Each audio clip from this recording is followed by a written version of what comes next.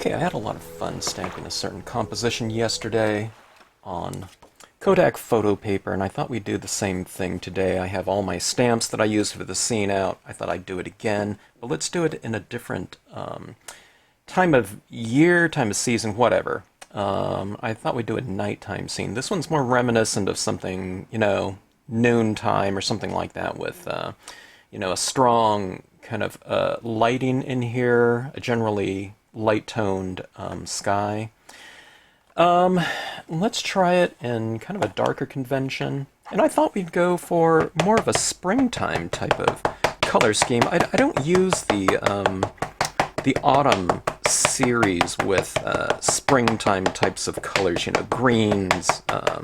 We can go for some blossoming trees or something like that. I don't know. You can do all different kinds of things with this series of designs, and you don't have to just go off of I don't know, the conventional kind of thought in terms of the autumn types of color scenario.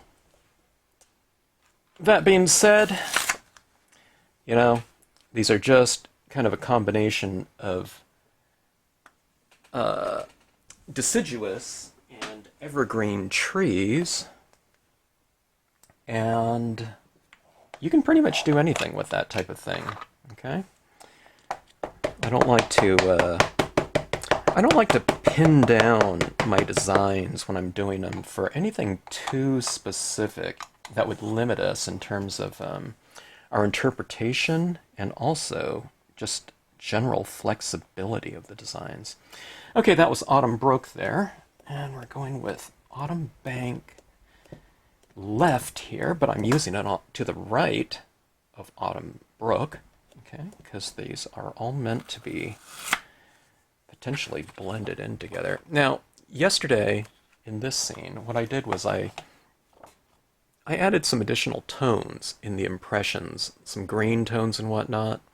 This one's going to be a darker scene in the moonlight, so I'm not even going to bother with some additional tone, although you could, you can get in some different greens or something like that if you wanted to, in the trees.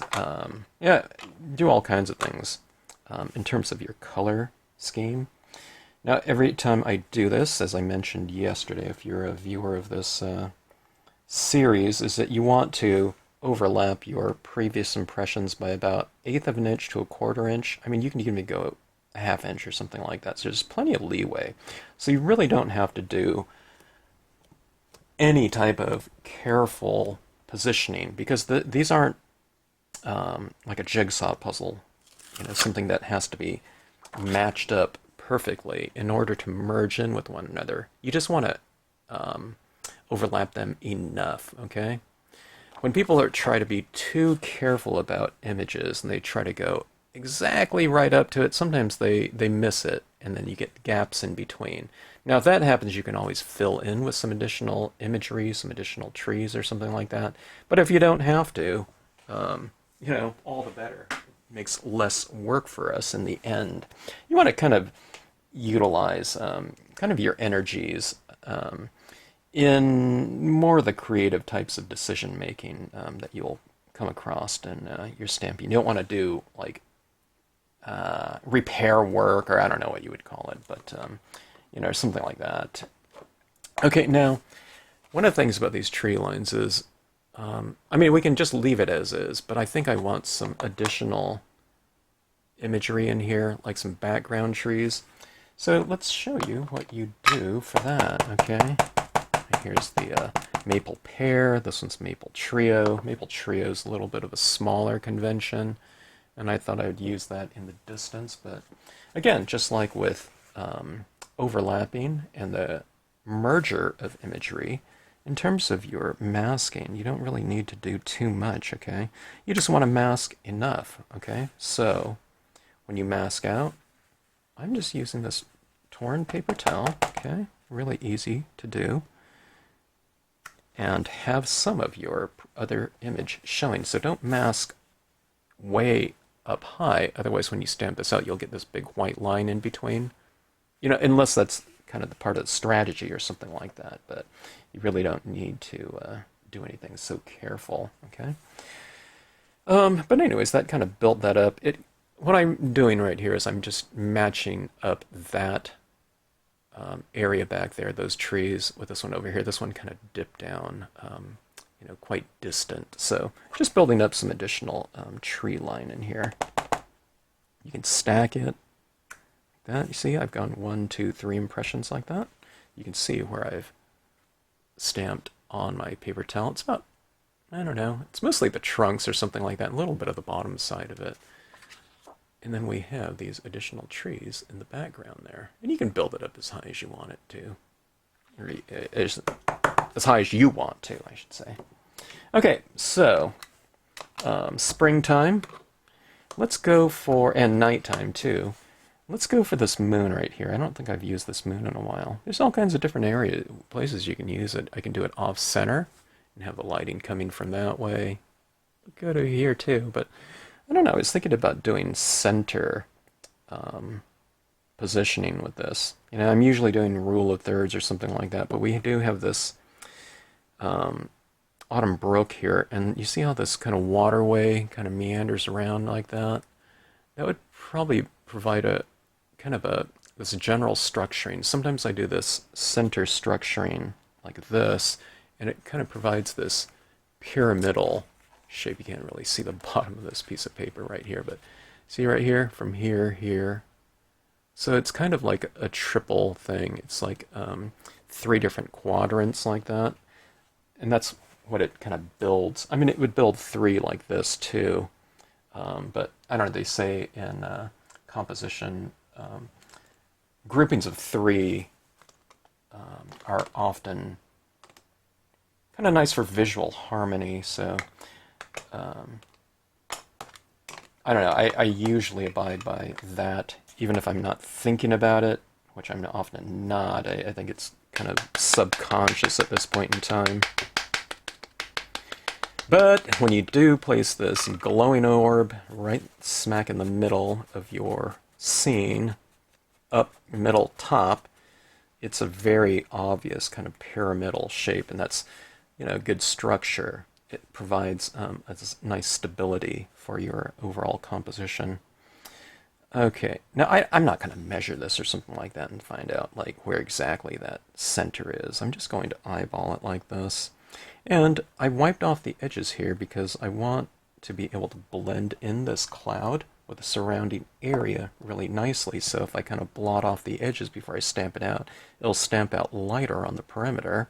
And then when I try to blend in those perimeters, I'll have a bit of a head start, okay? You see how those sides just kind of fade out? It's not a real super strong rectangle like that, okay? And I'll show you what I'm going to do filling it. Oh, and I thought maybe one of the things I can do is I can go for an additional impression down below. In theory, the moon reflection would probably be closer to right over here, but that's not something that I really care about. I'm not super anal about, I don't know, specifics like that. It won't read. I mean, if sometimes people will say, hey, that's not a mirror impression. I'm not going to take a mirror image stamp it in there, and then stamp it down. That's too much of a hassle for me. Okay, so I'm just going to work that down. I'll put that ball about right there, the orb. It might be going on land a little bit. Now, this one I really wiped off the perimeter, okay, like that. I got a little piece of lint on there. Okay, it wasn't stamping out there, but that's all right. There's your mirrored impression, okay? And yesterday I used the cloud Altocumulus. One of the things I find with alcohol ink coloring is I like to really fill in quite a bit of the area. I just think having that filled in texturally, my composition I'm talking about, I find it, those alcohol inks are really awesome to use in these scenes, but I don't like filling in large areas, okay? Because I think that I like the texturing of alcohol inks, but I just don't like them in this vast open area, okay? I think it draws too much attention from a textural standpoint that way, and that's not what I want. Okay, so just kind of filling in like so. Let's go for a little bit of a lighter impression of this down here, okay? So, one subtle thing that I did, I don't know if you noticed, but I stamped it this way up here, and I stamped it this way down here. Kind of more of that mirrored impression type of thing.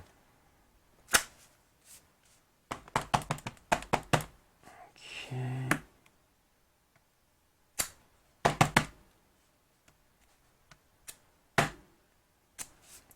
Alright, so we have that.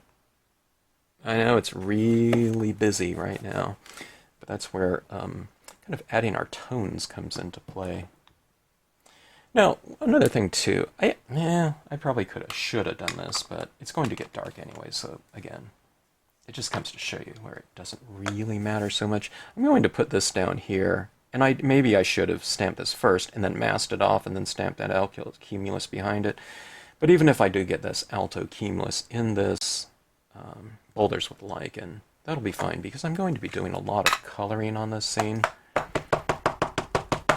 It's nighttime, it's going to be fairly dark, so I'm just going to stamp this right over the top of this, like so. And this will give us a foreground, and from a visual perspective, it provides kind of a platform for us as a viewer looking into the scene. It gives us something to stand on. It's not like where this is a drone or something like that, photograph, you know.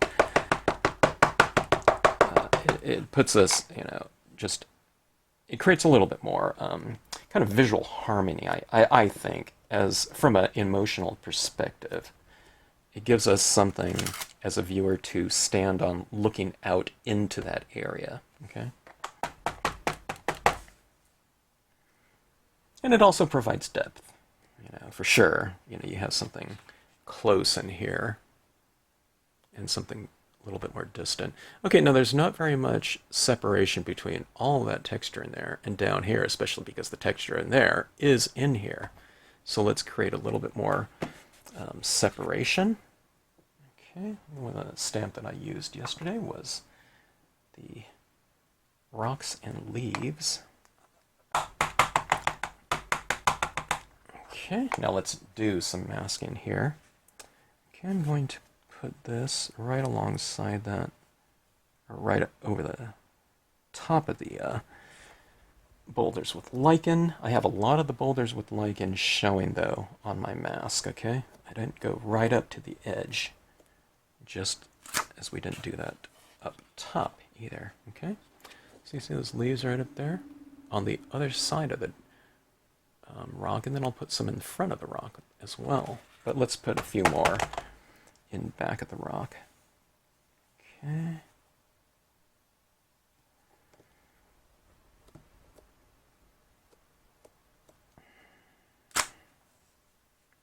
I like doing going on hikes, and most of my destinations, or places that I like going to hike to, have destinations that include rocks.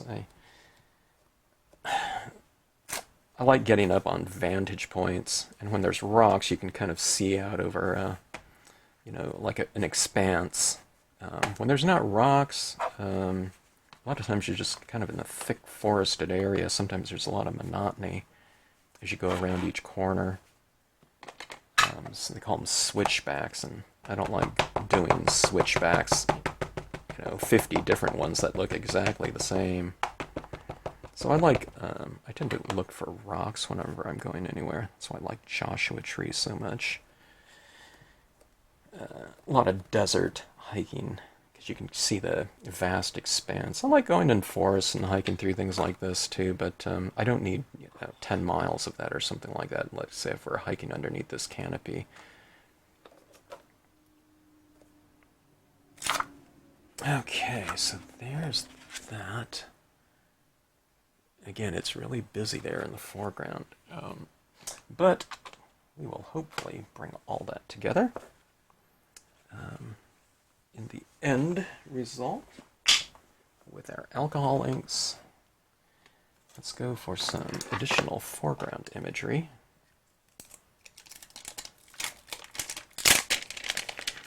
These are acrylic blocks with tack and peel on it, and tack and peel provides that temporary mounting of mounted stamps, like so.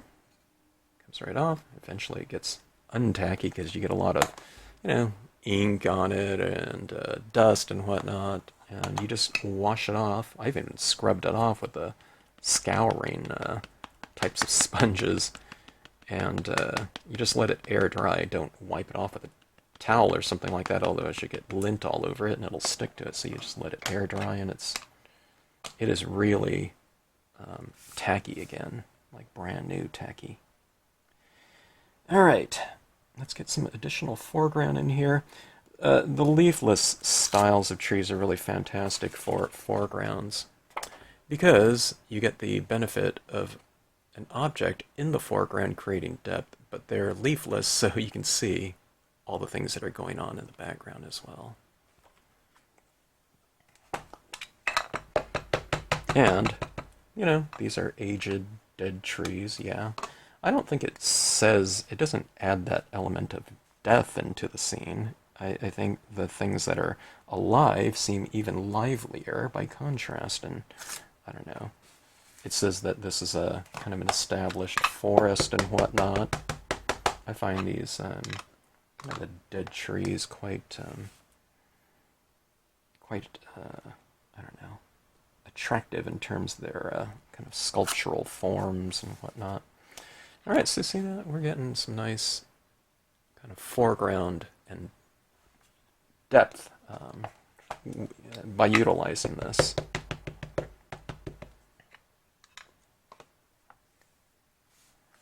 Okay, kind of group things occasionally, like overlap. Okay. It's easy to go picket fence with these images, like here, here, here, here, here, all evenly spaced. But see, I've kind of grouped those two so that they're two together.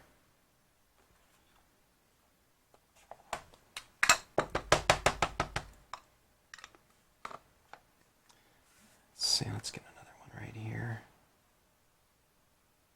I try to use a little bit of a kind of a different height too for variation.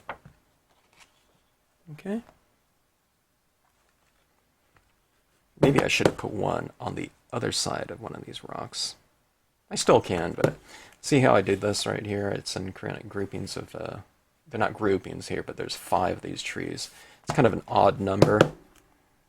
And again, for some reason, odds in stamping, or compositions, not just stamping, but they create, I don't know, there's something about harmony with that. I need to take a look and see what it is in odds in composition and why that is specifically. I know that it is, but I forgot the reason why that is. Okay, let's go for some additional images up top. I like to have that area kind of framed off up top like that. This one I might get some additional tone into these, some of these leaves here. So I like to go with black.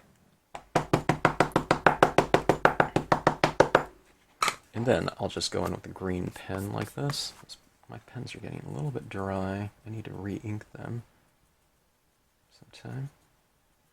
And I go dark into light like that. I think it gives it kind of a nice blend. Okay, let's put a couple of these leaves in front of that moon. I think I like having something kind of dark next to light. I think it makes the light thing seem even lighter by contrast, and we'll really bring that out later on with our additional tones that we're going to be using in here. Okay. So don't go color everywhere that you put that black. I'm just kind of doing it spotty like this, and if I want some area more green, then I just kind of apply more to it like that.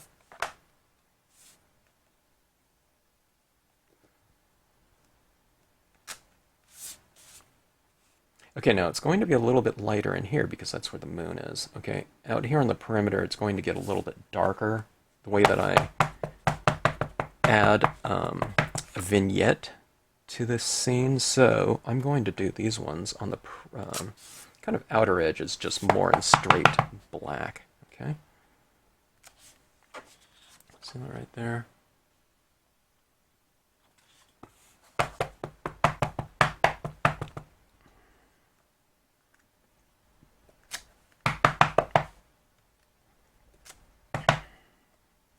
Don't be afraid of kind of building up some of these leaves like this. That's the way I drew this design. You can kind of make some areas. You can go with multiple impressions to make it kind of a thicker canopy, because I drew this design so that it can be used as a framing device in itself, okay? I work on my designs very carefully in terms of the density of foliage in there. And it can be done, I imagine it being used individually, okay, like this.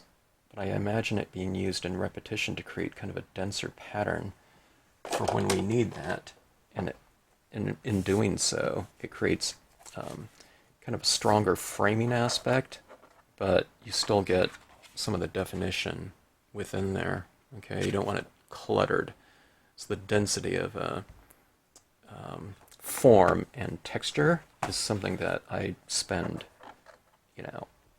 days on, with my stamp designs, so that when we come around to using them, they're as versatile as possible. You don't want a kind of a one-trick stamp. One-trick stamps can be used, I mean, they're nice, but ideally you want to be able to kind of make as many different statements as you want with your existing stamps that you have. So naturally, the more that you have, the more possibilities you have. But I don't want people limited by that. If they have a few designs, I want them to be able to do 200 different compositions with it, and I don't know. I've been using things like Lakeside Cove Large for, over 20 years, and I'm still not tired of that image. I use it all the time in different ways, and I don't know, it's working the way it's supposed to be working. You don't want to be tired of any design. I mean, there's all kinds of things you can do, and that's even just compositionally. There's different mediums that you can use with everything too, which changes everything completely. So I don't know, you want things, like I said, as versatile as possible. Okay, so this is our composition, and one of the things as we look at this is it's really quite busy from a textural standpoint, okay? It is really busy. We have a lot of textures up here in terms of the imagery. We have this textures in the water, textures in the sky, textures in the foreground. Basically, it is really dense. But that, I don't know, like I said, that I find that serves us well with this type of stamping, or coloring, I should say. Now, I almost forgot about this one. This will make it even busier. Not that I'm not going for busy, but I just want variation, okay? This is the little tiny rocks stamp. I don't know if you can even see it. This scene is so busy you probably can't even tell, but I'm putting these little pebbly textures in the water, okay? And as I mentioned yesterday, when you do things like that, from that textural standpoint, and when we're talking about the difference between like ground and water, okay, where it has a surface, if we stamp some of these rocks in there, I believe that it creates this situation where you can see through the water, and then there's clarity in it, and from an emotional standpoint, very, really clear, crystal clear water, it creates, you know, that there's this really nice feeling when you come across really crystal clear water, whether you're looking at it in person or if you see it in a photograph. You know, you see these photographs of aquamarine, you know, types of waters where you can kind of see the bottom of it, and it's just so clear. It really makes you want to go there when you see those types of things. Okay, alcohol inks. I'm just using some La Plume, and I have an 88 pack of Shuttle Art pens. And I'm just grabbing all the different blues out of there. I don't know if I'm going to go this dark. I might, but you can see I'm kind of grabbing most of the lighter values. Okay. And let's go for a springtime type of color scheme, okay, in the trees. And you wouldn't be able to see bright greens and yellows and those types of colors if you were out on a moonlit night. You don't see those types of colors out there at that time. But in this situation, in rubber stamping, hey, you know, you can do anything you want to, and I think it would create kind of a little bit more of a dynamic nature by having some of those different colors down there. Okay, now I'm not just going with that. Just too much of kind of the same is a little bit too monotonous. So I'm grabbing some kind of earthy tones as well, okay, to add in here. When I just go with only hue and no kind of neutrals and whatnot, I don't know, it makes it too electric, I think. So I like going for kind of some other colors like these that will kind of mellow it out. Okay, those are going to be the dominant colors, though, those blues and greens and whatnot. Okay, but one of the things that I like to do, that being said, is I like to kind of give some areas a little bit of a neutral. This is one of those things I learned in oil painting, just a beginning oil painting class. We usually lay down like a little bit of a warm sepia over our, you know, stark white gessoed canvases before we applied anything. We might even do it in the water as well to create a little bit of continuity. See right here, I'm just coloring these rocks right here. Alright. Oh, one of the things I wanted to start doing is taking some photographs of the stills for the videos, so let's see. Alright, so just getting some of this warm tinge down. Let's add some of this down here in the water as well.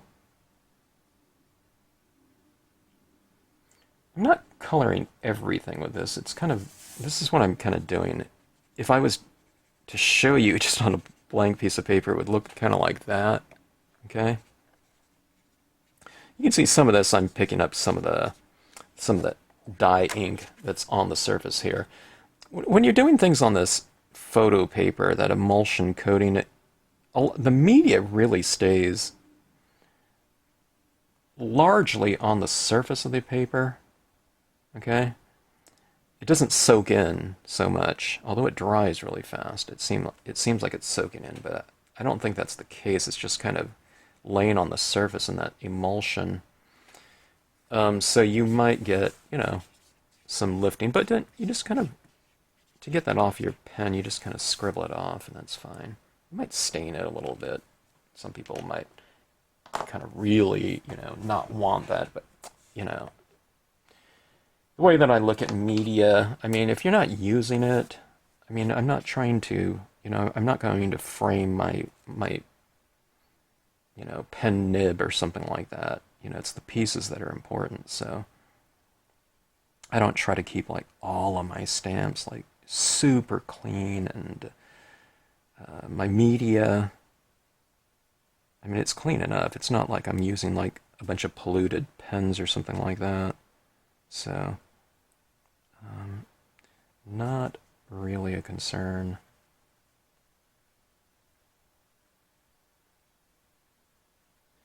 Alright, so see, after you do it, just kind of rub them off like that. Or wipe them off. The ink, that is. Alright. Now, as I'm doing this, I'm not practiced at this process right here. I'm not an adult coloring book colorer.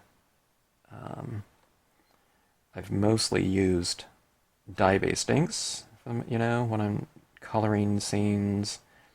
I'm usually not used to using really specific media for the vast... I use it as embellishments when coloring, but I don't usually do coloring like this. I have the concept in mind. I want variation. I want changes in value, changes in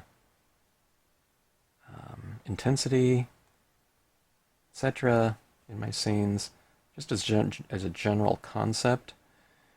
But in application, I'm just not doing it. And then I haven't really worked too much with pens like this. I started doing a little bit more with pens on photo paper, doing photo stamping. I thought, this works really good. I tend to think that the photo paper, for me, works better than... it makes a better combination on photo paper with the alcohol inks than glossy cardstock, but I do like the glossy cardstock as well. I just like the photo paper even more. Okay, so those are kind of the neutrals laid down, okay? Now those are really going to change because I'm really going to warm things up with greens and whatnot, but I might be going back to these other colors later to blend these other hues in a lot more. Okay, it's a little bit bright really here. Let's go with a duller green before I go into this yellow right here, okay? Just a very light green. It's like a, I don't know, it's so light it's almost like a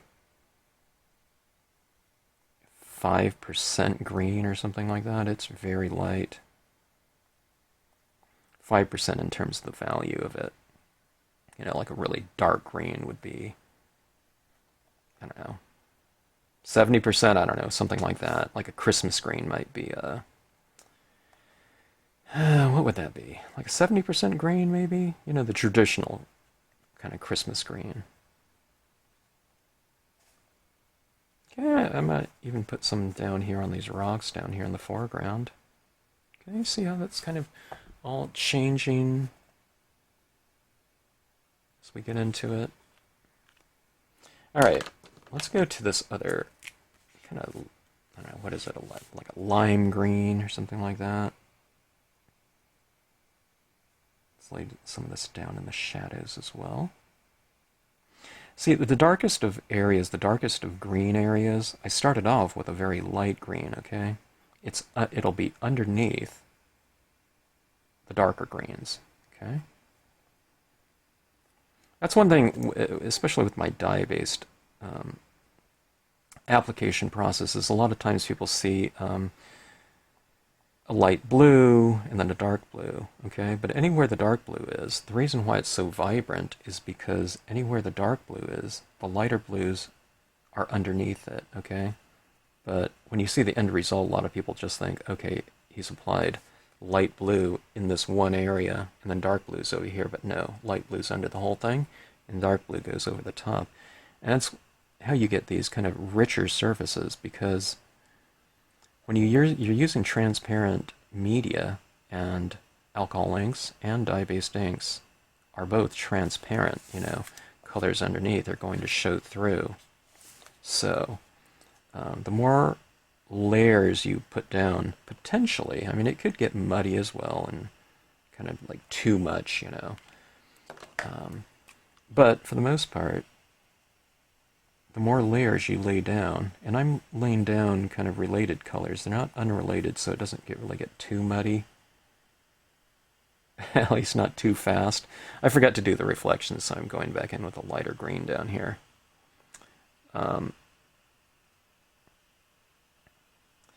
You can really get a nice color glow working through all those transparent colors.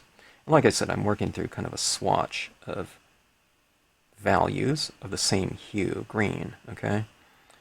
So we should be able to achieve a really nice color glow and saturation, etc. using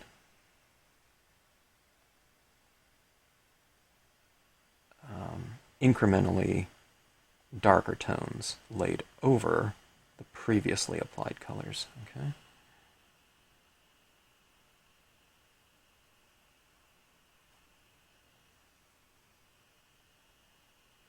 Well, let's see, that's kind of going for those little reflections down there. Now, if I was doing this on a matte paper, this would really, it would soak into the paper, and I wouldn't be able to manipulate it too much. But on this photo paper, it's very surface oriented, okay? So it's going to be very forgiving in terms of the blending capabilities. So if you have your blender pen, or you can go in with lighter colors of pen that you've already used and just blend that right in. And then I do a couple other things with the paint pens and whatnot that will kind of bring things around. Otherwise it looks a little bit choppy. And believe me, on my scenes, it looks very choppy in terms of the visual harmony. Okay, there's hard applications. In other words, you know what I mean. It's too much. Okay, but that's fine because that's what we want right now. So don't start applying it and think, oh my God, this is not going right. You have to kind of see kind of the process in your mind and know that you're going to be doing other things after doing this part of the coloring. We're just kind of laying down some glazes. All right, this is a darker color of green, but what I'm doing is I'm hitting it in some of these shadow areas down here underneath the trees, kind of at the base of the canopy like this. Okay. See that right there? And if you see some, if you want to create some, other types of separation, you can go, with some darker tones, to make some separations between some trees. Like you want some trees to stand out a little bit more, then make the areas around it a little bit darker like that. And this one stands out a little bit more. Okay. Now, again, this is going fairly dark, but I haven't colored in the surrounding areas, so this whole area up here is going to get darker. So it'll match this area in here. I know it looks really kind of funky right now. See, now I'm kind of reiterating the shadows up here with the shadows down here in the reflections. Okay?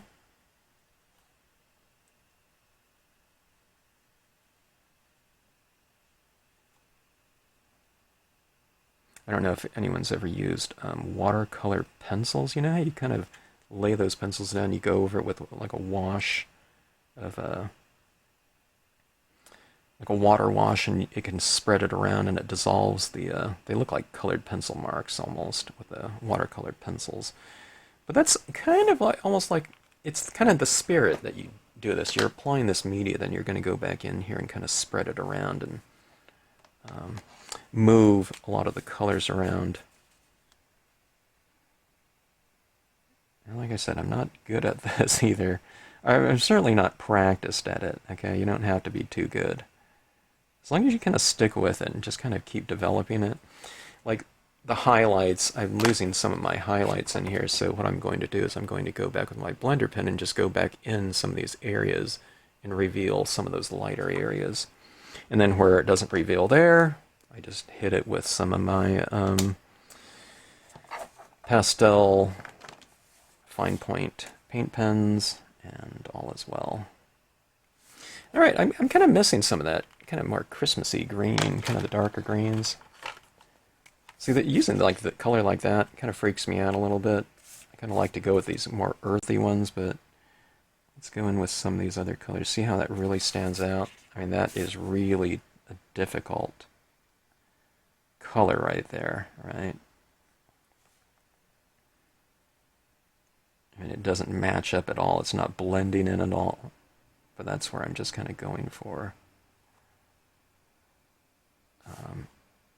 some color additions that will spread around. I don't want that tone of green in here. See, it's darker, so I can hit those shadow areas. Oftentimes, colors are the brightest in the shadow areas, too.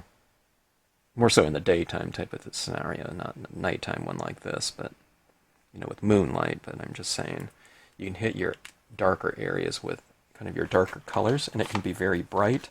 But I don't like it all bright. I want to knock it down, so let's knock it down with some... Here's a jungle green, a little bit more of like a... I wouldn't call it an olive, but it's almost like an olive green with a little bit of a gray or something like that, maybe. Okay, now see, this is where I'm going into it, and it's spreading that green around. It just goes right back into solution, and you can kind of manipulate it and move it around. So see, if you just want some of that green in there, and you just want it as a kind of an accent, you lay it down, and then you go back to another color right over it and blend it in. Or you, if it's too dark, you just go back in with a lighter one and dissolve it and kind of move it around, and it'll lift right off the surface from what I've found. Okay. I don't know how your paper would act if I laid that down and tried to manipulate it, 3 days later after it's been sitting on there for a while, but it's moving around just fine for me, having just applied it. It's going right back into solution.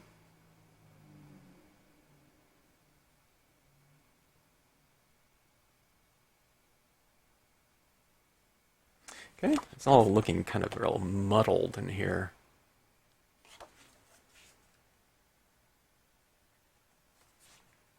It'd be really freaky if I was doing this demonstration like in person in front of a bunch of people, because people will see this and you feel this kind of tension in the air, like that's not looking too good, and it isn't. But it's not the end of the process. See, now I'm going back into this lighter one again, and we'll go back in and we'll reveal some of those lights again. But like alcohol inks, it gives you that kind of that texturing that's kind of cool. So see, areas that I want to really come out again, I just kind of keep hitting it like that, and it just removes that ink. See that right there? So I like that look. It kind of gives it that, it's almost like a watercolory look. I mentioned it works like watercolor pencils or something like that, but you can get that kind of that separation, where there's like that darker ring around like a watercolor application. Like if someone put some water down, they just put some paint in it, it kind of gives you that texturing. I really like that kind of loose feel of watercolor paintings. And this kind of gives me that, it's that alcohol look, which does the same type of thing, but that's what I'm going for here. A lot of times what people are going for, though, in alcohol inks and plunge, they say, well, how does it blend in? That's always the question. And what they're usually referring to is, does it leave any kind of streaks, okay? They don't want that. They want just plain, straight, zero texture. And that's fine. What they're doing is they're doing that on matte papers, but what I want... in art, I think texture is an integral part of kind of the visual language. So I want tons of texture for my pen. So I'm doing this little thing where I'm kind of building up some color like this. I'm removing color. I'm moving it around. I'm manipulating what I've already laid down because it's going back into solution. But I want it to create that kind of textural form throughout here. See how it's kind of coming together again after it looked so horrible? Now I'm doing this with color too. I'll come into it with my blender pen as well when I want it really light back into it. Okay, let's see. Going into the scene up here, kind of hitting the tops of some of those trees. So for me, it's just kind of a continual process of laying down color, laying down darker tones, and then going back into it with the lighter tones and blending them out. You can do that as many times as you want.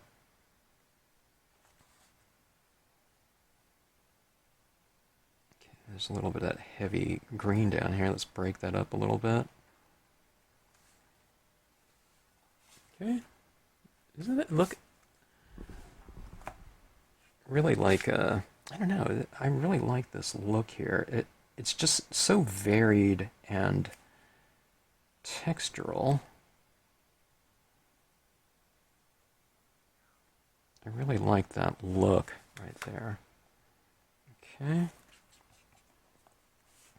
Alright. It is a little bit hot though still. It's just very, very busy looking. But we'll come in there and we'll do some additional touches in there.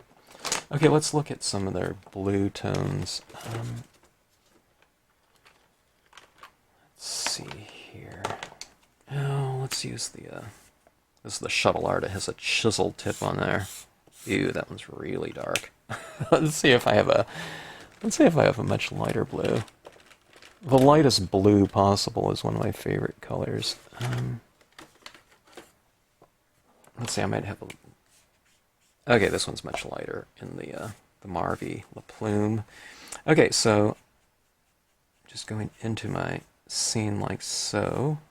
I'm going to lay some of this... This is a really light blue, so you might not be able to see it. But what I'm doing, though, is even though this is a light blue, and you can't see it too much, it is laying down a coat of light color blue, and then a light value blue. And then what I can do is I can come in with my other tones right over the top of it, and it'll make it easier to kind of spread around having this tone down there. You can even go in here with like a blender pen and just lay down some of that binder that's in those blender pens. Okay, so just going in. Now, if a moon's in the scene or any type of light source like that, in theory, it would probably be the lightest thing in the scene, if not be the light source as well. I would say in nature, if you're doing some kind of thing like that, it's always the case. You know, if you're doing something with there, you know, there's man-made things in there with like a cabin, you know, and there's a light on at night inside of the cabin, then that'll be, you know, our source of light or the lightest thing in the scene. But in instances like this, I'm going down here in the trees as well. That in cases like this, the moon will be the lightest thing in the sky. Okay. All right. So see, I've laid down that lighter one. Let's go in with this little bit of a darker one. I like to keep things a little bit streakier, so what I'm doing is this, okay? And then I might come up like this, and I might leave some of those areas light in between, okay? I don't see this whole thing as something just to fill in and color in completely like I'm coloring in between the lines, okay? I think there's just a little bit more variety and richness if you vary your mark, okay? Like this. Okay, so you can kind of streak across there like that. So the moon is starting to stand out a little bit more because it's slowly becoming, or incrementally or methodically or whatever, it's slowly becoming the source of light in our scene because we're taking the area around it and making it darker. Okay? Now this is where this green down here starts to blend in. Okay? You can see it's almost like we have our finger or our hand on the dimmer switch, okay? And then we're just, imagine you're just kind of slowly turning off the lights, making it a little bit dimmer with each incrementally darker value, in this case of blue, that we go with, okay? I want that canoeist, kayaker, to stand out, so I'm not going to make the area around them too dark. Okay, now that was, what is this one called? Azure Blue. Okay, let's go with this one right here. This is a pastel blue. I think this one's a little bit lighter. Okay, that's a chisel tip here. Ooh, that one's really quite bright. Super bright. Okay, so I'm going to use this one a little bit more conservatively because it is so bright of a blue, okay? Now, just like in the trees, what I'll do is I'll go back in and I'll blend this in. This color in, it's just too bright right now. So we'll knock it down in terms of, I was going to say in terms of value, but more in terms of intensity. It's just too bright.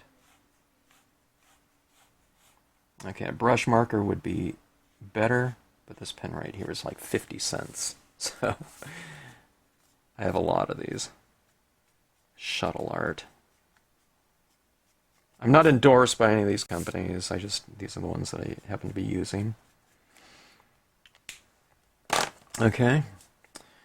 Let's go with a little bit of a dark. Well, that one's quite a bit darker. Let's see if I can go. This one, okay. This one's a little bit. It's a little bit darker, but it's more. It's not as bright. It's a little bit more dull. What is this? Cyan blue. Okay.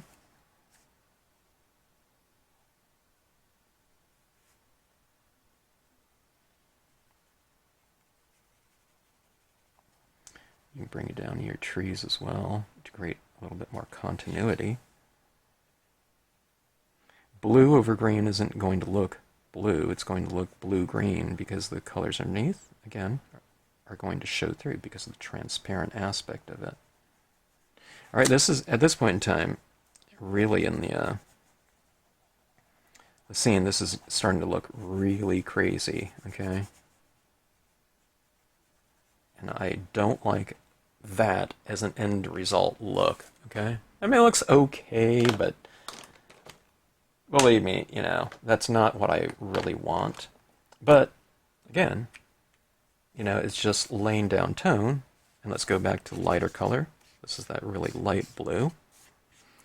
And let's blend that out now, okay? This is what I really like about this process right here.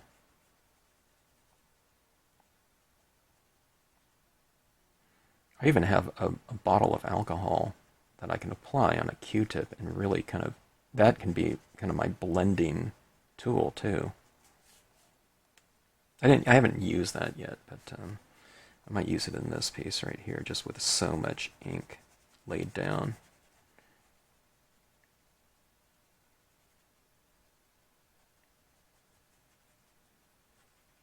Okay, going into these foreground rocks as well.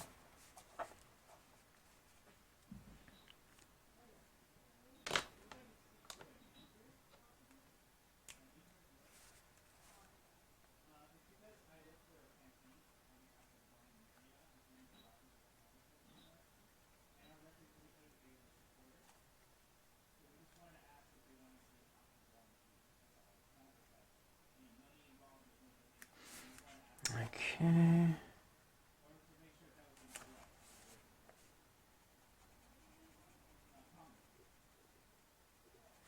This is a little bit of a kind of a purplish tinge in this blue right here, so kind of adding it down just to increase the richness of this.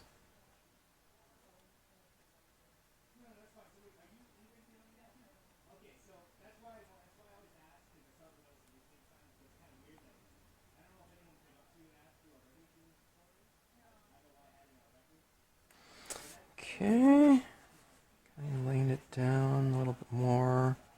See that kayaker right there? Needs a little bit of a darker tone down there to create a little bit of a shadow area.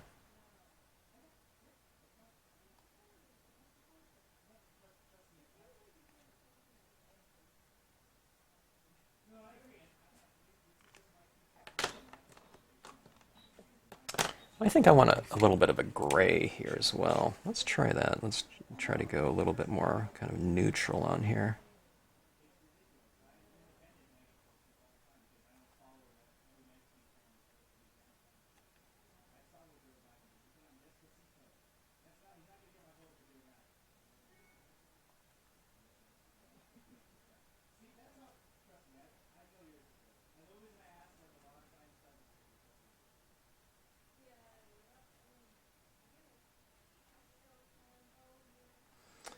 Okay, adding it down in the shadows. This is the gray that I'm using right here. It's kind of a mid-tone gray, maybe like a 40%. In these kits, these packs of pens, these sets, there's a lot of different variety of gray. Sometimes there's a lot of warm grays and cool grays as well. They're really fun to use. Okay.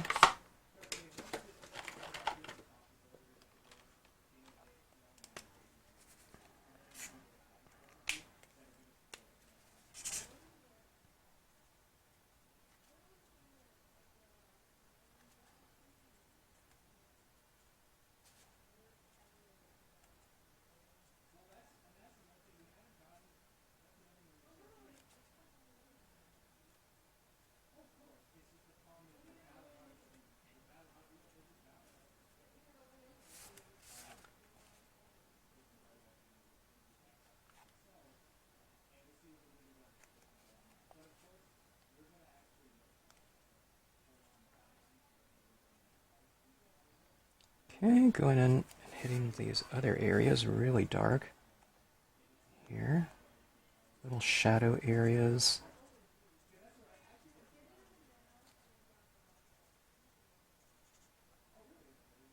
Okay.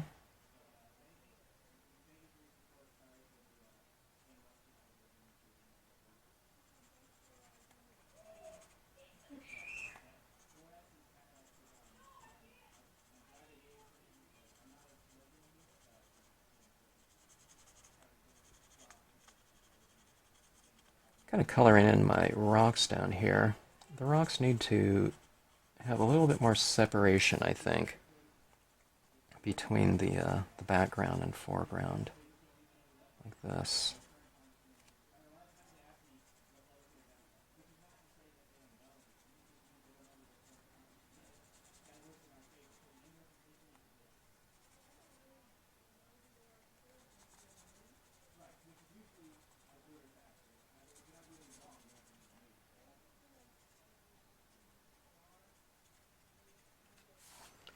Okay, that.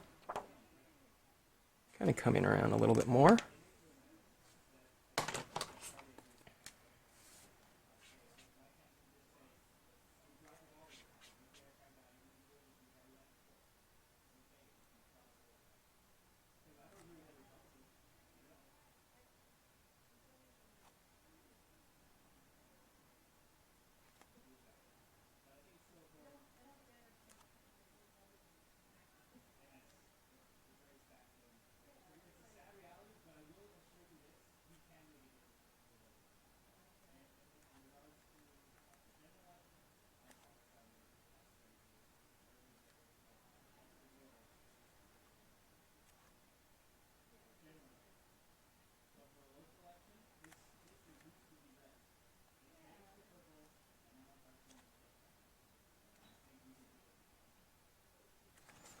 Okay.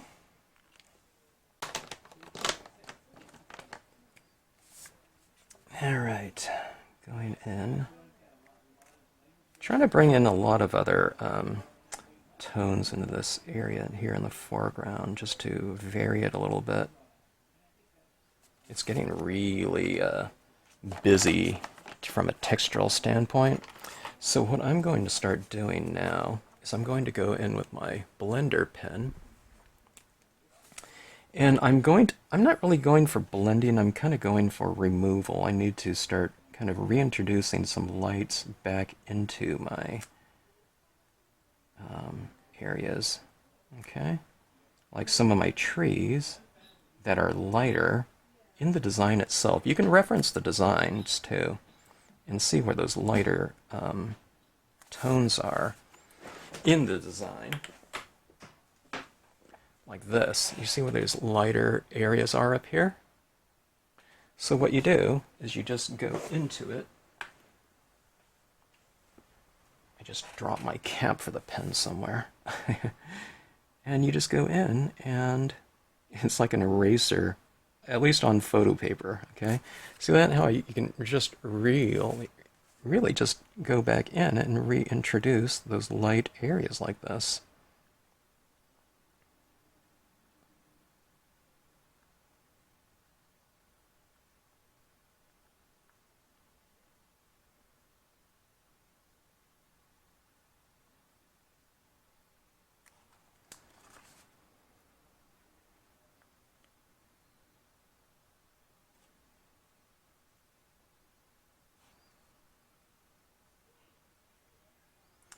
And I kind of introduce these light areas, kind of in areas that are facing my light source.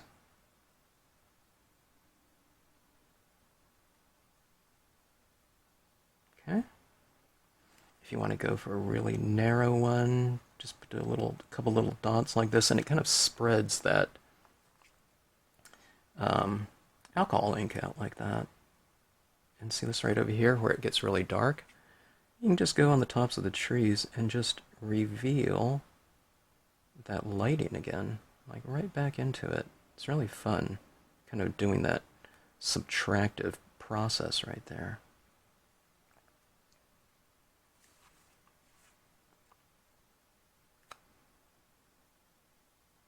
I think this is the scene. I'm probably doing this a little bit more extreme than I have in the past. I'm getting a little bit more comfortable with it, but like this got really crazy here.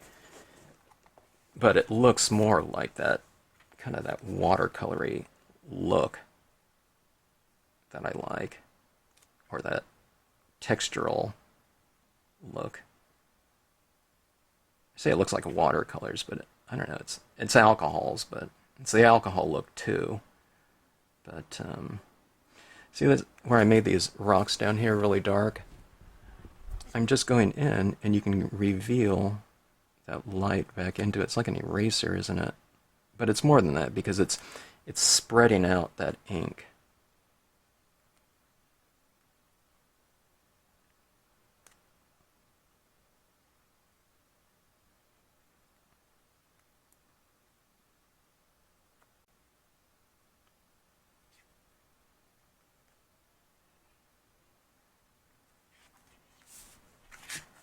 Okay, this area right here got a little bit muddled, but it just all kind of comes about and is revealed again.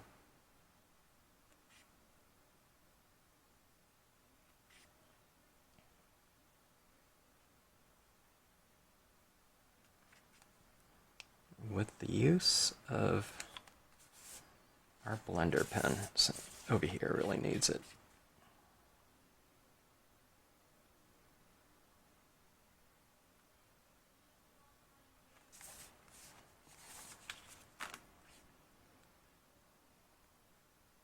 Need to go for a little bit of variation. I want it dark, but I want it textured and varied.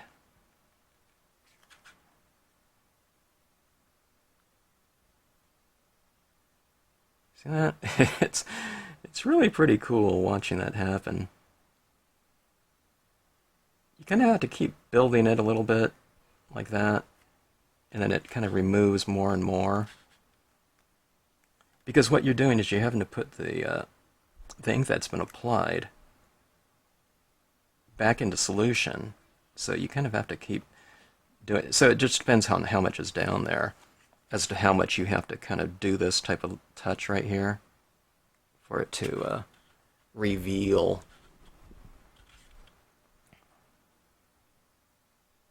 Now you can say, well, if you wanted it light, then why did you make it so dark? But it's more than that, because it looks different in this area here.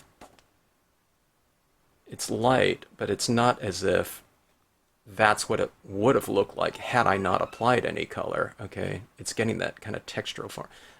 It really fits in with that rock there, doesn't it? And see this over here?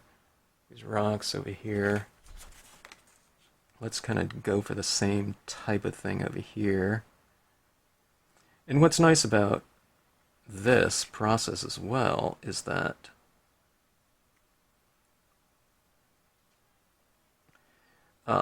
the dye-based ink impressions aren't being manipulated at all because those are water-based, so they're not going back into solution.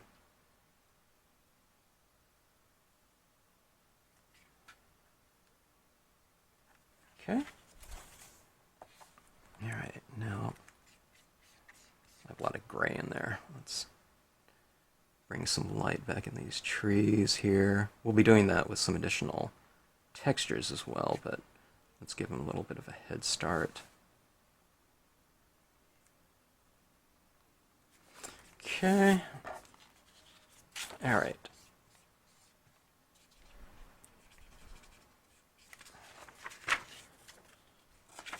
Let me pause this video. I'm looking. I lost my cap here just a minute. Okay, I found my cap on the floor. All right, now let's go in and bring some of these textural forms back into this water. Okay, this water should be really fun.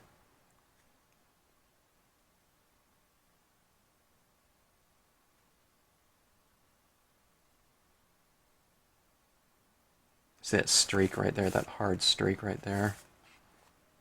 Of that super bright blue. Let's go in and kind of manipulate that a little bit.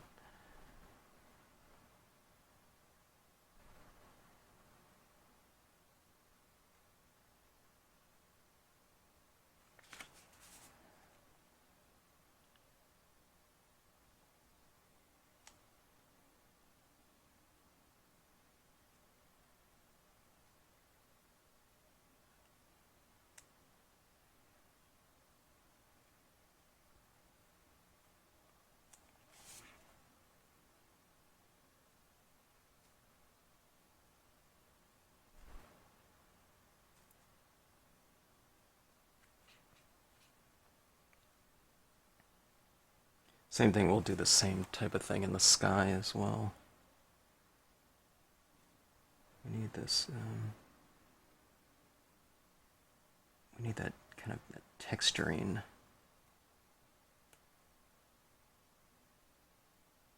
We need that kind of texturing to really take advantage of the medium, you know, that we're working with.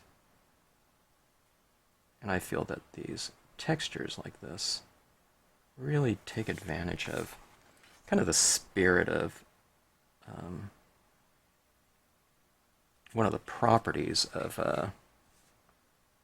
alcohol inks. Alcohol inks on certain types of surfaces, okay, that, you know, like on certain types of papers, you're not going to be able to move this around because it'll be soaked into the paper. But on paper like this, you know, it really works out very well. Okay, see down here, right in that area right there. See, I love that type of look, like right around in there.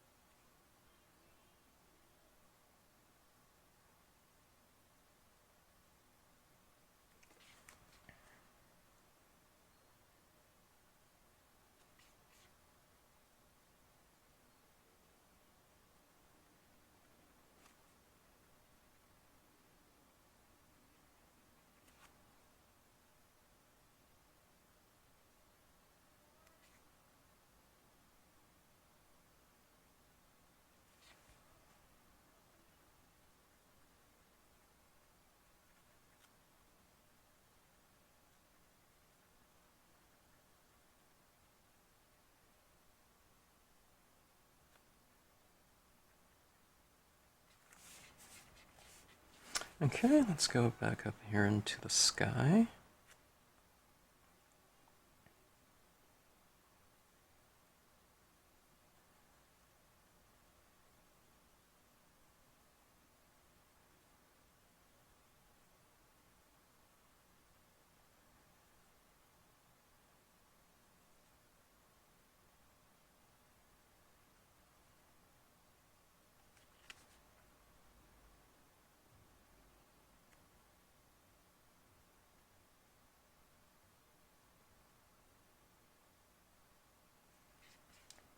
I say I'm up here in the sky, but then I see other areas down here where I want a little bit of a highlight too. Sometimes you can see things when you flip your scenes upside down because you're no longer looking at kind of thinking about things in terms of objects, but you're looking at things in terms of kind of shapes and general values and color schemes and whatnot.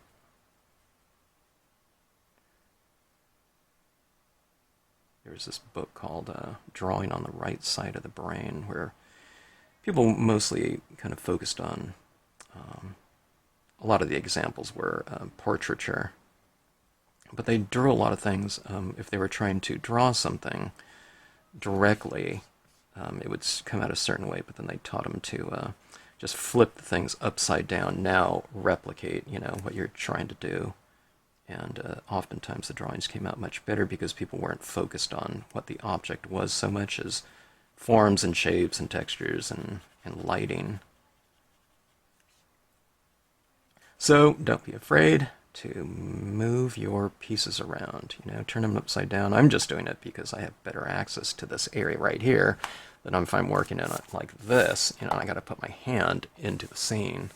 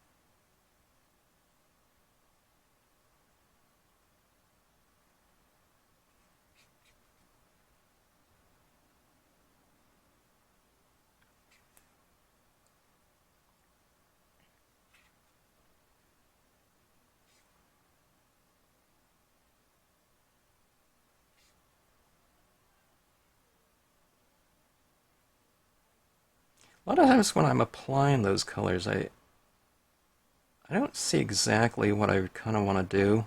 And I think I phrase that just like it sounds. It's just kind of like one big experiment, okay? So now at this point in the game, I mean, this is, kind of a ways into this one right here. I'm seeing kind of what I want blended out and the problem areas a little bit more. But the problem areas can also be the strengths by the time I go back into it. If there's too much of something somewhere and I remove some of it, the area can potentially become more of a strength because I varied it, where there was just too much of it at one point in time, but now there's just, the right amount, plus you get that kind of brighter area. Like with a lot of those green trees in there, it was just too much at one point in time, okay? So now you remove some of it, but you have the benefit of having that brighter tone right next to it. And that can lead to just an overall richer surface. Like in here, there was it got a little bit too kind of muddy with too much built up tone. But then you kind of go back into it, and then you get, somewhat of the benefit of that tone, but there's just not too much of it, okay? And that's kind of what I want. I'm trying to define certain areas with the right consistency, where before it just got built up too much. Okay, but then, like I said, it's part of the process because you can go back in. I might have done a little bit less, because I'm having to go back in and kind of remove. I think I'm removing some of that ink in some of these areas. But then again, I don't know, maybe it wouldn't look as textural or something like that had I not laid so much of it down. So, I don't know. A little bit different. Okay, I'm putting too much green up here. There's a little bit too much green in this, so I'm putting a lot of green up in that sky. So just kind of keep working it, and it'll just come right out. Okay.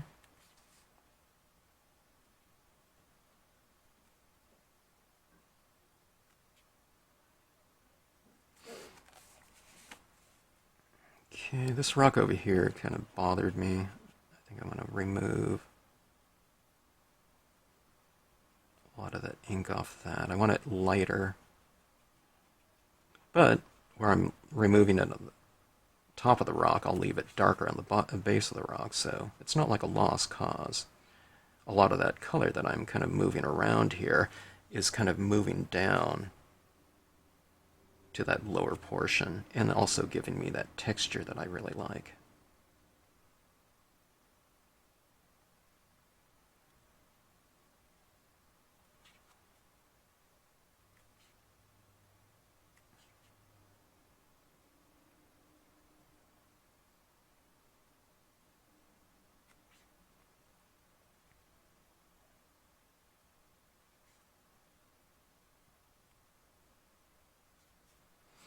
All right, okay.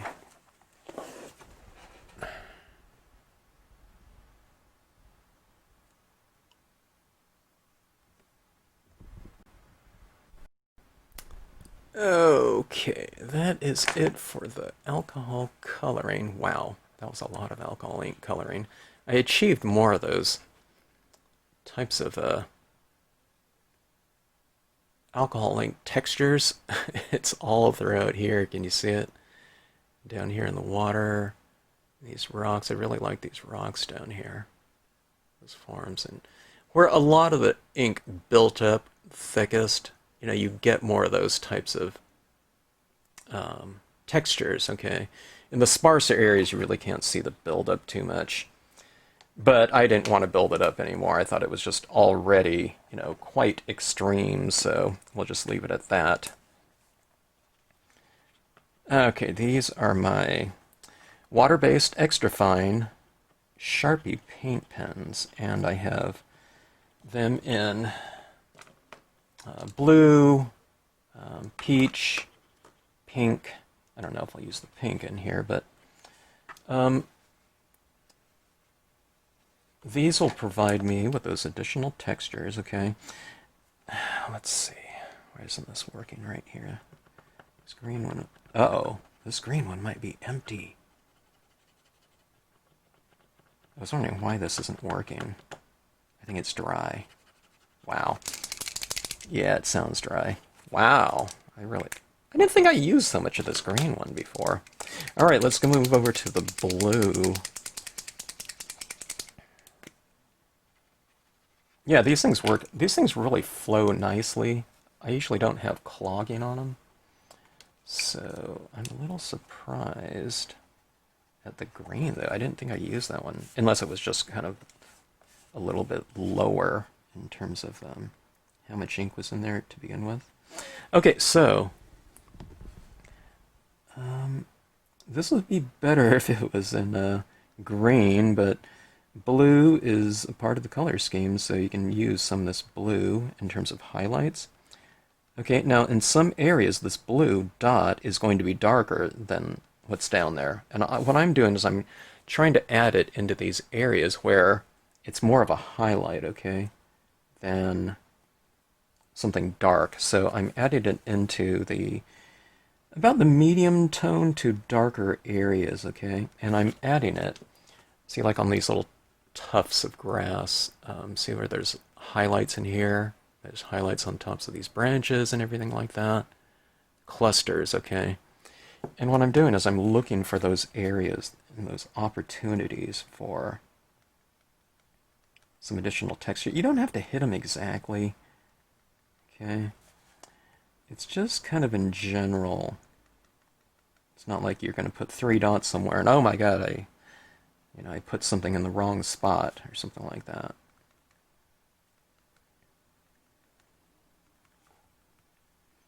And you kind of cluster it a little bit. It's like the opposite of shading. The more of this you put down, the lighter it's going to seem.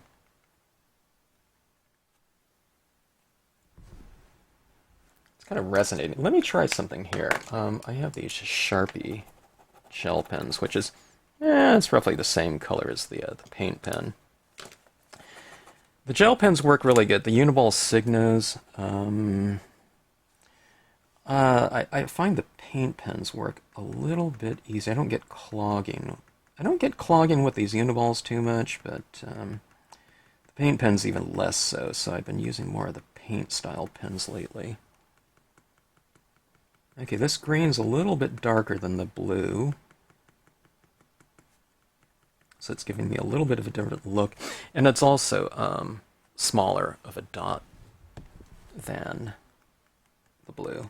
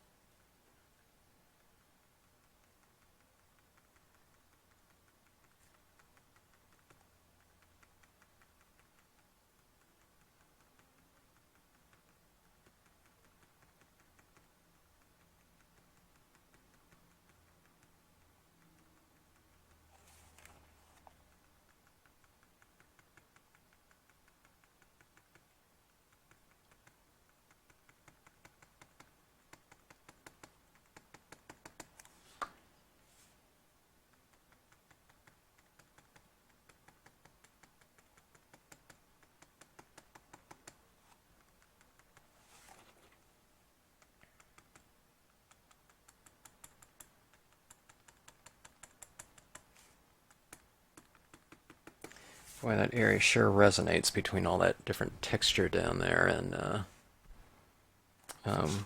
over the top of all that alcohol ink coloring. Okay. Let's put some of this down in this water as well. Okay.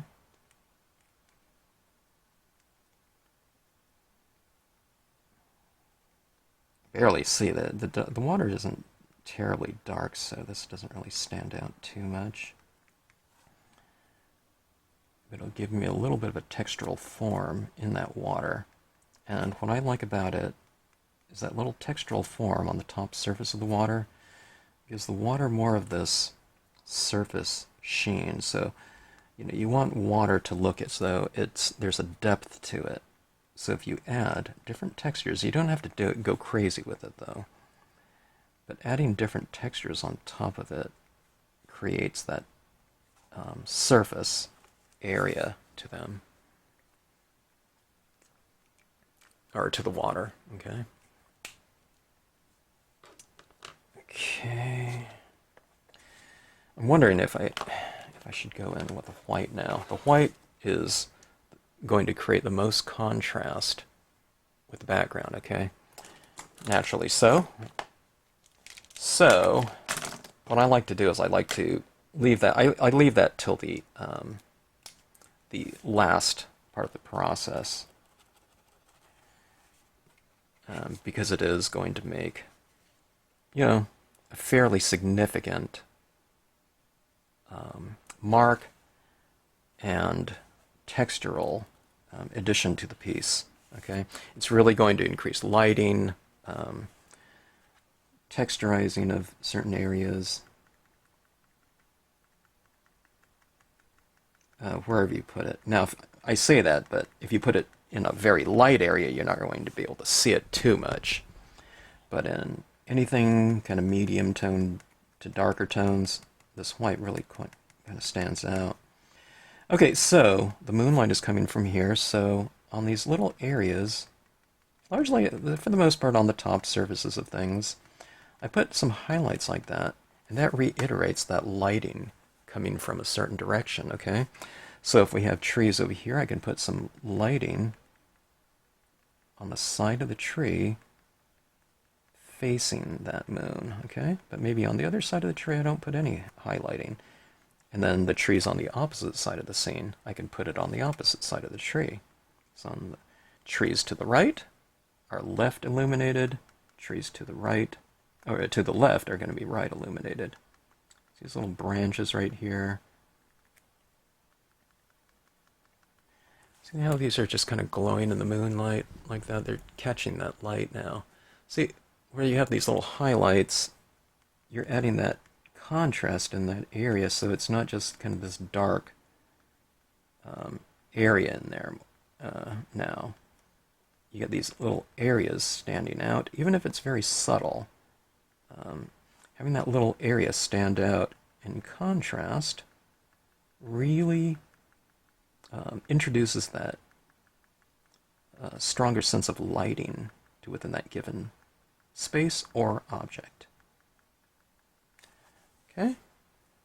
See that right in there? See how... See, otherwise, I think this area in here without those little dots gets a little bit boring. It looks like this area over here, it's a little bit less defined, okay?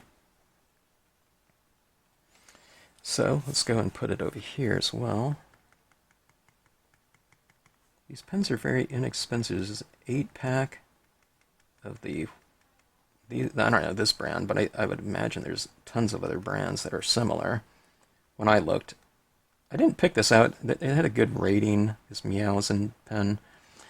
And there's an 8-pack, there's 6 white and 2 black acrylic pens, acrylic paint pens, and they cost, the whole pack cost $10, so, you know, it's a little dollar something for each one of these pens, and I've been using these pens quite a bit, so far so good. And they're supposed to be able to write on anything, glass, plastic. Okay, watch how these dots really stand out on here in this area.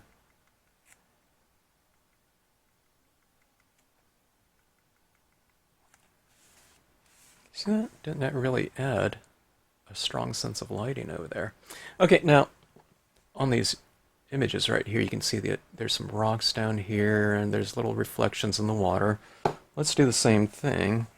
Let's see where we've added some of our highlights in some of these areas, and then we'll also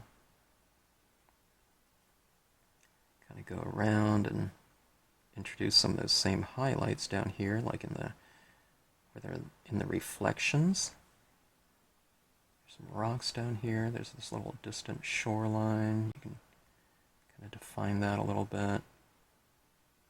You can define it a lot if you want to.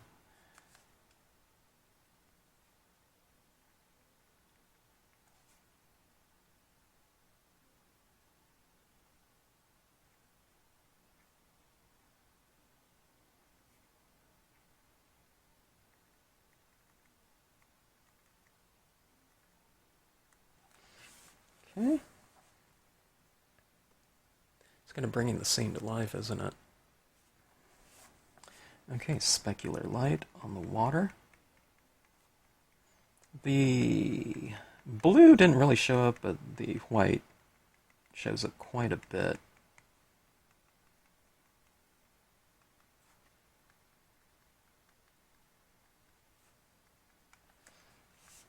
Okay. Alright, now this is where I really like how these trees come about. But do you see these darker trunks in here? I like to highlight those, and when you highlight them, it really makes things look a lot more dimensional.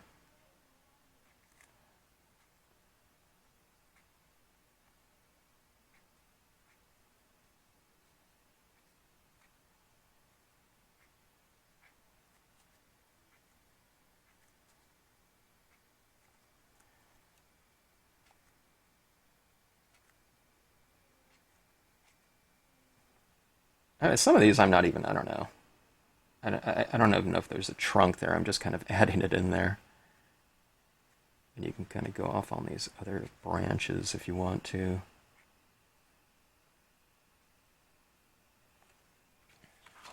See that right there? Doesn't it kind of really bring that area to life?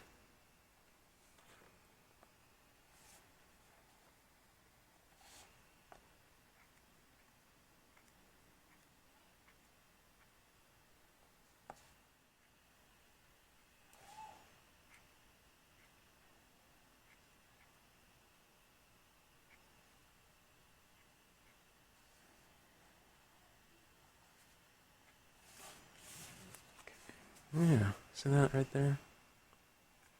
Okay, now we have these trees here in the foreground. Okay, the trees on this side of the scene will get the highlighting on one side of it. Okay.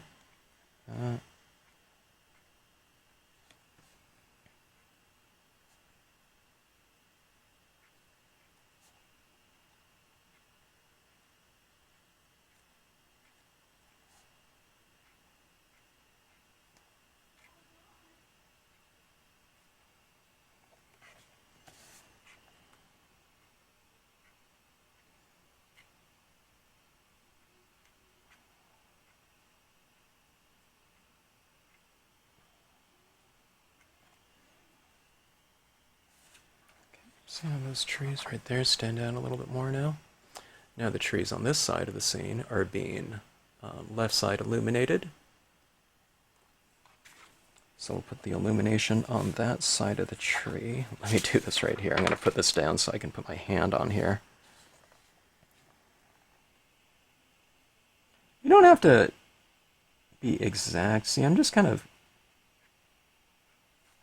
generally going up there. I'm not being too careful about staying exactly on the branch or something like that. If I did, it would drive me nuts, and it wouldn't look good. It would be too kind of stiff and static looking.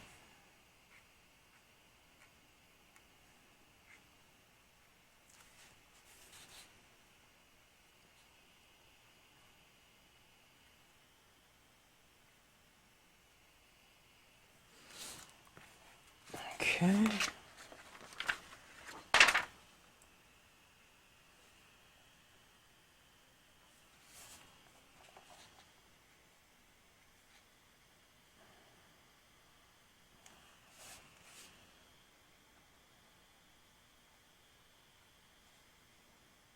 Oh, let me go with some of these reflections down here in the water. Those trunks are down in the reflections as well.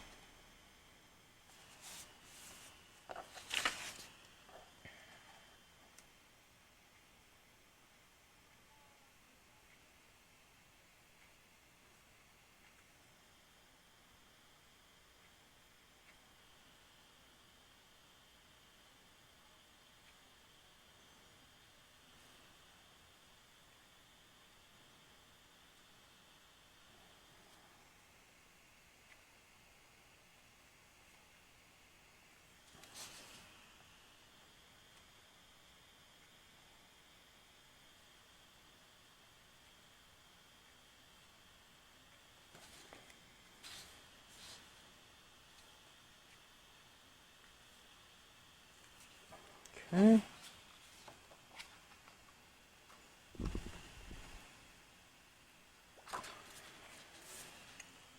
If you want to, you can put some highlights on some of these leaves. I don't think I will too much because I think it just tend to look a little bit too busy, but I don't know, not having any up there might also look kind of out of place in terms of kind of textures, textural kind of harmony, symbiosis. Okay, let's see. Let's add a little bit of highlights on some of these rocks. If the rock is light enough, you can add it, but if you don't, if the rock is too dark, you don't want to add any highlighting to it, because you're saying that if the rock is really dark, you're saying that there's no light hitting it in that area. Okay, but in some of these areas I removed quite a bit of ink, so there's a bit of a lighting opportunity on them with some highlights like this. Okay, use something like that. All right, that is that. Quite a bit of a process right there, but so much fun to do, and watching all of that come about like that. We've kind of reintroduced definition into. All right, our final process here involves the cotton ball and some white pigment ink. We'll use the Hero Hues Unicorn. Okay, and I'm just going to dab my cotton ball into it. This one's a used cotton ball, so it's kind of nicely smashed down and has the right consistency. It's a little bit loaded up with pigment ink, so if you're using a new one, just kind of smash it down a little bit. And then my pad here is kind of getting dry. So a lot of people that try this for the first time are going into a super juicy, wet, sloppy pigment ink, and then they lay it down like that, and there's this big smear of ink. And when they say that they don't get this, I demonstrated on each one, but I totally understand it. They just apply too much, so you really have to remove a lot of ink, and it's not just a matter of tapping it out the number of times that I do. It just depends on how wet your pad is, okay? So you want to generally get it to where you barely have any ink that's being applied, okay? So it means you're going to take, if you over ink it, you might have to take off 90% of the ink that you just laid in there to get the right consistency, okay? Now, but here's the consistency you want. Okay, now these are some trees right around in here. Okay, I'm going to put some of that moonlight on them. I need to remove some of this, okay? I thought I removed, or I didn't think, I thought there was enough off of there. Okay, but see this right here? That's like 12 taps, and you barely see any being applied. Okay, so you have a lot of control over it. And when you do that, it's really easy to do. If it's a big, sloppy mess of ink on here, it's hard to manipulate because, or hard to control because you're applying so much at any given time. But look at that. See, like that moonlight, isn't that like a soft moonlight hitting that area back there? Let's look at some of these trees, or let's look at the moon itself, okay? Let's apply some of this ink around the moon. And you can get it on those trees too, because the leaves are kind of capturing some of that moonlight, but you can make that moon glow a little bit more by putting this kind of frosty lighting around it. I'll put some of them on top of the trees, like that moonlight's hitting those trees. But look at that soft moonlight now. See, it doesn't look like it's glowing a soft white light like that. And you can also see it on the trees, where it's also getting into some of those tree leaves. Okay, overhanging branches, some of that soft light. So this is where this became a huge textural statement, okay? Now, I like that, but I just don't like it so crazily textured, okay? So this is going into it. See this right here, where I'm kind of adding some of this mist right into that? See this mist in here, the softness, looks good with this kind of sharper area over here, but when it's sharp over everything, It's a little bit monotonous. I think it looks okay, but I think this just looks better. It looks more kind of sophisticated of a lighting scheme and also a texture scheme, okay? See this right here? Doesn't it look like it's hitting some of that moonlight now? It's part of the bank. But you see how crisp it is over here, but see right here, it's getting some of that light. It doesn't mean you can't put some of this over there. I might choose to do that, but let's put some of this mist out here along the shoreline maybe. See, doesn't that really vary things a little bit, or a lot? Like that. See, like that little haze in the distance right there. Okay, see this, we get this area down here. I think it looks good as is, but I think if you put this, and again, you don't have to put it everywhere. I think it looks better if you kind of oscillate it, where you have some and then some areas have none. See, like that right there? Doesn't that look... I don't know, there's a little bit more visual harmony, I think. It looks more dreamy, having some of that soft light like that. There's a diffusion of light happening like that. Okay, let's look at the kayaker here, okay? Looks okay as is, but let's kind of envelop the kayaker in some light like that. Now, don't they look like they're enveloped in some of that light now? Don't they look like they're more kind of incorporated into the, I don't know, maybe the essence of the location? You can get a lot of mood when you depict the space in between images, okay?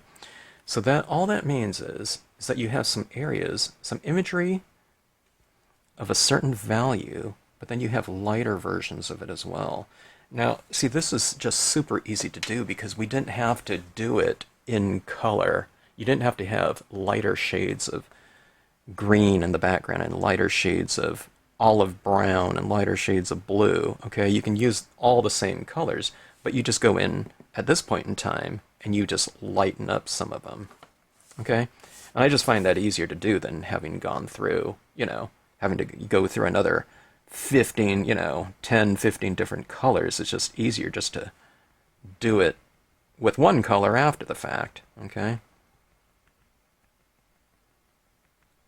See this right here, where I've added some of that mist right in here? Doesn't it look like it's glowing? Yeah. There's a little bit of a separation between this and this, if you want to. I mean, it'll all look a little bit different, depending on what you do. This area in here gets a little bit monotonous. I think it looks good, though, but if you add a little bit of this, kind of this haze down here, like it's, it's a little bit foggier in some areas, maybe. It gets thicker and thin in other locations. Maybe this area in here doesn't get quite so light because, it's being... the light is being diffused through all this thick brush or whatever, this foliage. Let's change this tree over here a little bit and lighten it up a little bit. I guess something like that.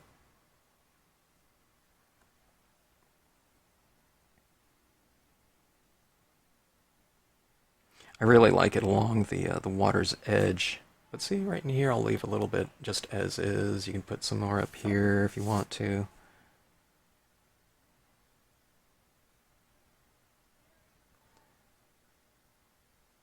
Barely any is applied with, like, even 3, 4, 5, 6 taps. Barely any is applied, so you can have a lot of control over it.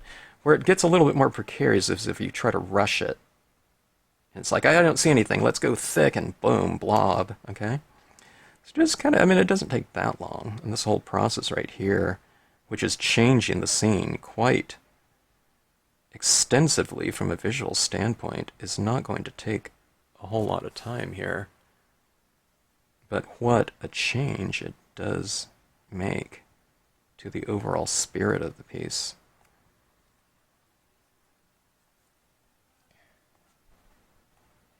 I'm telling you, white pigment ink on a cotton ball, it has saved a lot of my scenes in the past just doing this process right here. Because what it's doing here, I thought the textures in here looked pretty good, but from a textural standpoint, it was kind of the weak point because it was too much. It was just so busy looking. So what you do is you keep some of that element of busyness because it's detailed and ornate and whatever. So you can kind of keep that, but then you kind of just de-emphasize some of it a little bit with this pigment ink. But the pigment ink, it shows everything that's underneath it. It's just not as intense, as textural, or as dark as the areas around it. So they play off of each other nicely. They complement each other. Too much of something is, too much of something, what they say is, a little of something is good, and too much, can be bad. I don't know if that applies to here, but, it does in some sense. Okay, I'm adding a little bit more highlighting right underneath this moon, maybe to emphasize the idea of that moonlight reflecting off of the areas underneath there the most, directly underneath it, or the closest to it.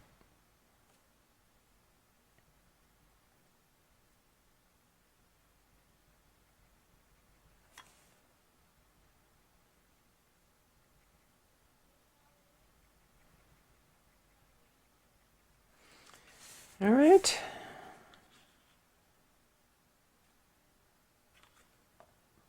A Q-tip works good too, to get in some of those hard-to-reach areas. Oh, and the white pigment ink dries darker than what it looks like when it's freshly applied. So sometimes you have to apply a little bit more than what you think is the ideal application of it.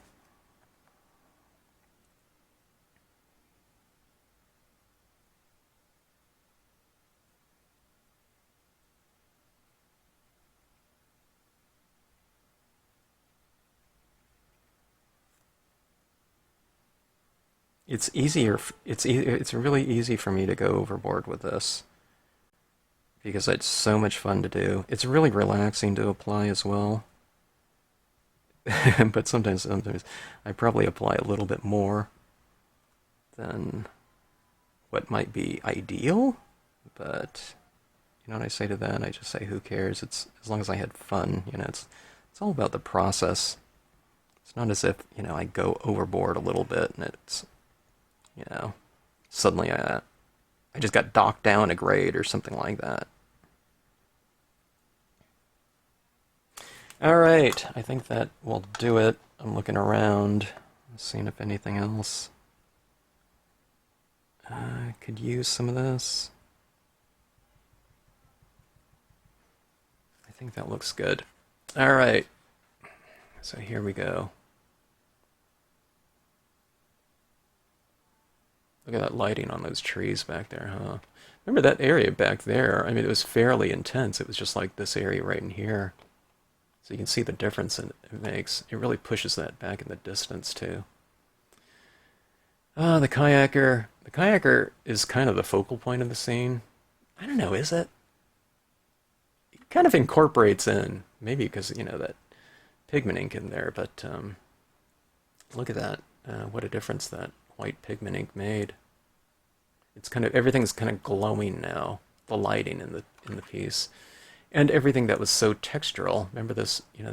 These textures right here were so prominent going across the whole thing. They're a little bit subdued in some areas, so it's a little bit kind of easier to take on a visual standpoint, in that it's not so kind of busy.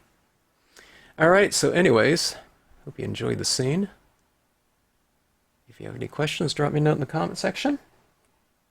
Thanks as always for tuning in to the Stampscapes channel. And if you like this video, I hope you like, share, and subscribe.